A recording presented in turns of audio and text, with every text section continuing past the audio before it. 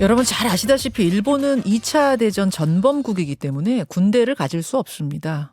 오로지 방어만 하는 자위대를 가지고 있죠. 그걸 명시한 게 일본 헌법 9조, 이른바 평화헌법입니다.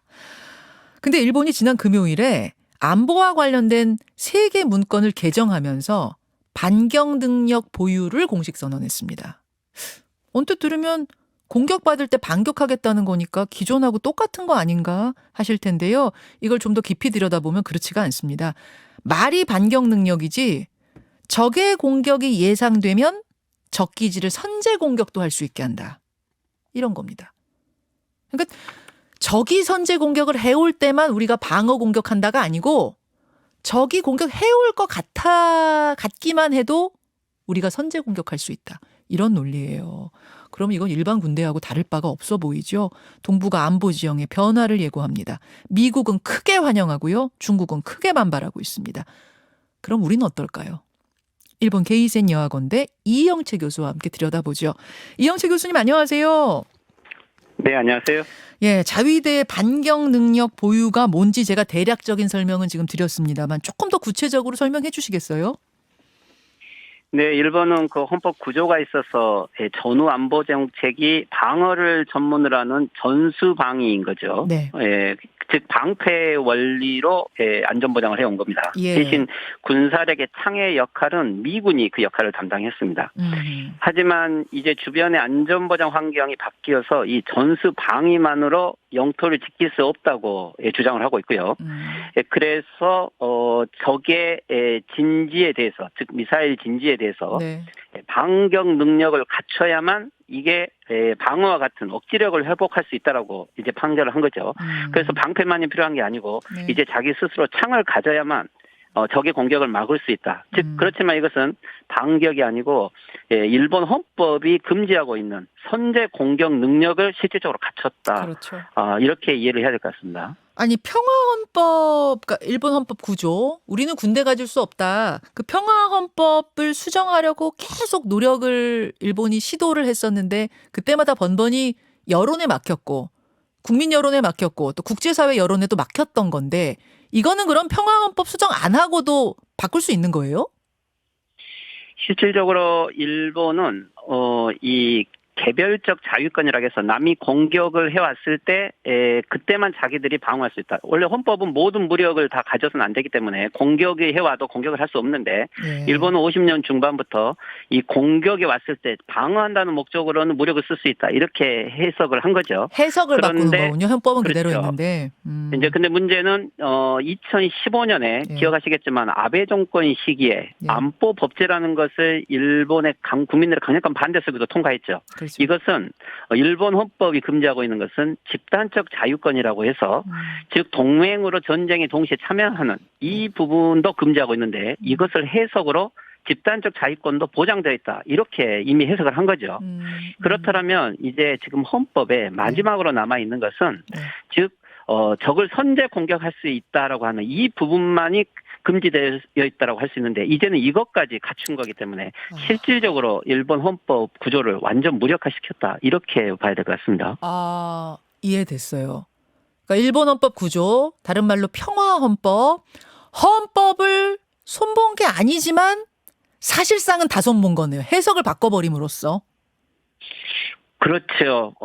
실질적으로 이미 미국은 네. 2015년 안보 법제 개정만으로도 일본의 헌법 개정을 요구하지 않고도 미국이 요구하는 전 세계 모든 작전에 이미 일본이 동원되게 되었습니다. 이것을 우주 공간에까지 동원할 수 있도록 법을 바꿨는데 네네. 지금 이번 같은 경우는 일본에게 선제 공격 능력을 부여시킨다는 것은 실제 지금 미국의 상황이 재정적으로 그리고 안보 전략으로 많이 궁핍해 있는 상황이 있는 거죠.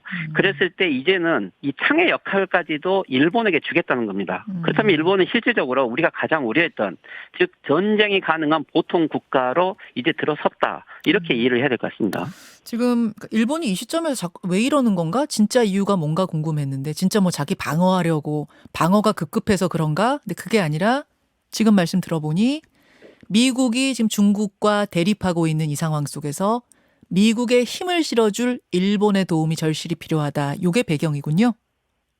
그렇습니다. 여기 부분은 좀 몇 가지 배경을 봐야 되는데 일단 지금 미국의 역할은 중국 봉쇄인 거죠. 예. 그래서 미국과 유럽은 북대서양 기구를 통해서 중국 봉쇄 전략을 한 거고 이것이 러시아가 우크라이나 전쟁을 하게 된 하나의 계기도 만들어준 거잖아요. 그렇죠. 그런데 이제 이것을 동아시아에서 일본이 여기에 참가하겠다. 이것이 이번에 하나의 배경이 있는 거고요. 그리고 또 한 가지는 원래 일본의 동아시아 안전보장은 즉 대만과 한반도는 원래 일본의 식민지였던 거죠. 네. 그런데 이것은 청일전쟁과 러일전쟁이 일어난 것도 이 한반도와 대만이 일본의 안보의 생명선이기 때문에 여기를 지키겠다는 것인데 네, 예. 지금 현재 중국의 군사적 위협으로 대만 해협의 위기가 보일 수 있고 한반도도 북핵이라든지 미사일 위협으로 위기의 가능성이 있는 거죠. 그렇다면 여기에 일본이 들어갈 수 있는 이 군사력을 갖추겠다. 이것은 전략적인 선택이라고 봐야 될 것 같습니다. 실질적으로 일본의 또 한 가지의 원인은 실제 일본은 이미 3.11 대지진 이후에 이 제조업체에서 일본의 무역은 적자를 계속 보고 있습니다. 예. 즉 군산복합체의 기업들이 적 진지 공격 능력 즉 선제 공격 능력이라는 것은 일본의 무기를 이제 해외에 수출하겠다. 이러한 전략까지 같이 만들어진 이번의 결정이라고 봐야 될 것 같습니다. 아, 경제적인 이득도 취할 수 있는 거예요? 이번에 이거 해석 이렇게 바꿈으로써? 실제적으로 지금 현재 우크라이나 전쟁에 쓰고 있는 드론에는 네. 일제 여러 카메라 기술들이 많이 들어가 있고요. 그래요? 이것도 직접 수출은 못하게 돼 있지만 부품으로 들어가 있죠. 그렇지만 지금 현재 이번에는 이제 일본 자위대 여러 미사일이라든지 이 방어 능력들을 수출할 수 있는 길을 열었다. 이렇게 봐야 될 것 같습니다. 자, 일본은 보통의 군대를 가지기도 하고 보통의 군대를 갖는 개념이나 마찬가지니까 보통의 군대를 갖는 이점이 있고 거기다가 군수물자까지 팔 수 있으니까 경제적인 이득도 있고 이래서 좋은 거고 미국 입장에서는 중국하고 계속 대립하고 있는데 동북아에서 일본이라는 든든한 군대를 갖게 되니까 또 좋은 거고 누이 좋고 매부 좋고 일본하고 미국하고 마음이 통했군요. 그렇죠. 그래서 미국은 이번 개정 이후에 즉각적으로 미국의 대변인 그리고 설리번 안보 보좌관이 실질적으로 이 일본의 이번의 개정을 대환영하고 이것은 미일 동맹을 더 강화시킬 것이고 그리고 이 동맹국의 군사비의 증강이라는 것은 미국의 안전에도 도움이 된다는 식으로 이야기를 한 거죠. 실질적으로 미국의 부담을 일본에게 직접 지어서 중국 봉쇄하는 최전선을 세웠다. 이렇게 봐야 될 것 같습니다. 사실 일본 국민들은 그 평화헌법 수정하는 거에 대해서는 계속 반대였거든요. 반대 여론이 훨씬 높았기 때문에 이제 아베 전 총리가 이런 거 함부로 건드리지 못했는데 개정 못했는데 이번에 이것에 대해서는 국민 반응이 어떻습니까? 네, 이번 국민들은 조금 복잡한 심리인 것 같습니다. 12월 17일과 18일 마이니치 신문이 여론조사를 했는데 예.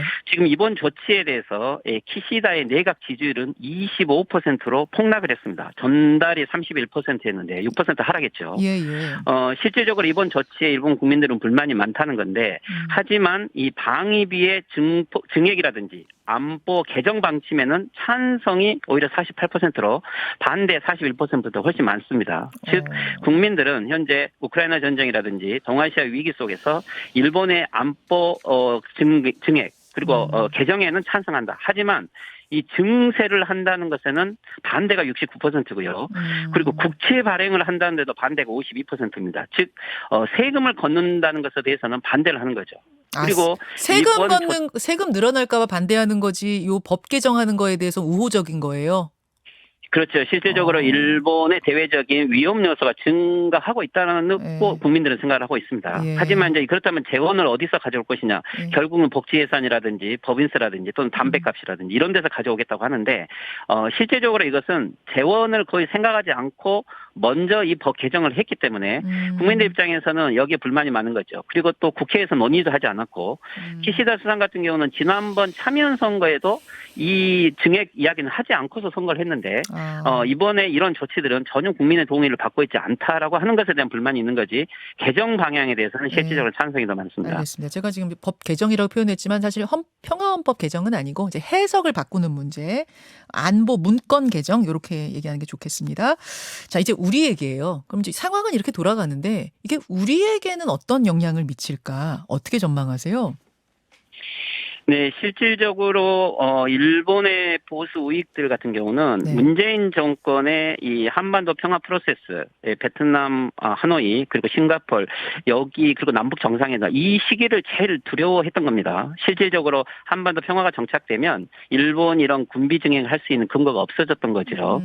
그렇기 때문에 그런 환경을 다시는 만들지 않겠다는 것이고, 그리고 일본의 이 전후 체제라는 것은 동아시아에서 일본의 군사력을 억제시킴으로써 우리가 한반도 동아시아 평화를 유지한 건데, 그렇죠. 이게 샌프란시스코 강화 조약이었던 거죠. 예, 예. 그렇지만 이제 일본이 보통 국가가 되고 선제 공격 능력을 갖추겠다는 것은 네. 실질적으로 샌프란시스코 강화 조약 발효 올해가 70주년인데 70년 돼서 이게 파탄이 났다고 생각을 해야 될 것 같습니다.